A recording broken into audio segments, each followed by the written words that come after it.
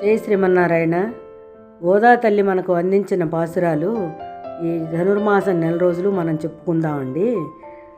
ఆ అమ్మ ఎలా చెప్పారు ఏంటి అనేది మనం ఇంతకు ముందు కూడా చెప్పుకున్నాము వీడియోస్లో.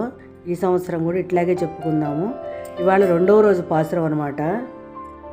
வையத்து வாழ் வீர்கள் நாமும் நம் பாவைக்கு செய்யும் கிரிசைகள் கேளீரோ பார்க்கடலுள் பெய்யித்துயின்ற பரமனடி பாடி நெய்யுண்ணோம் பாலுண்ணோம் நாட்காலே நீராடி மெய்யிட்டெடு நாம் மலரிட்டு நாம் முடியோம் செய்யாதன செய்யோம் தீக்குறளை சென்றோதோம் ஐயமும் பிச்சையும் ஆந்தனையும் கைகாட்டி உய்யுமாறெண்ணி உகந்தேலோ ரெம்பாவாய் ఆండాళ్ తిరువడిగలే శరణం శరణం.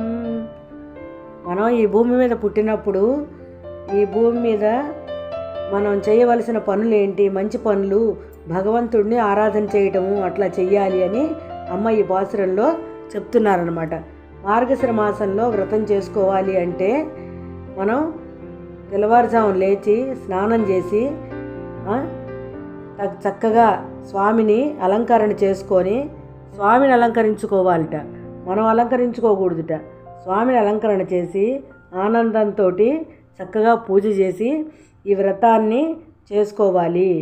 అన్నీ తెచ్చుకొని పెట్టుకోవాలి. స్వామికి ఇష్టమైనవన్నీ పువ్వులు, పండ్లు. స్వామికి తులసి దళాలంటే చాలా ఇష్టం. అమ్మిట్లాగే ఈ మాలలన్నీ కట్టి స్వామికి కైంకర్యం చేసుకున్నారు. మనం అట్లాగే చేసుకొని అమ్మ అనుగ్రహం పొందుదాము. జై శ్రీమన్నారాయణ.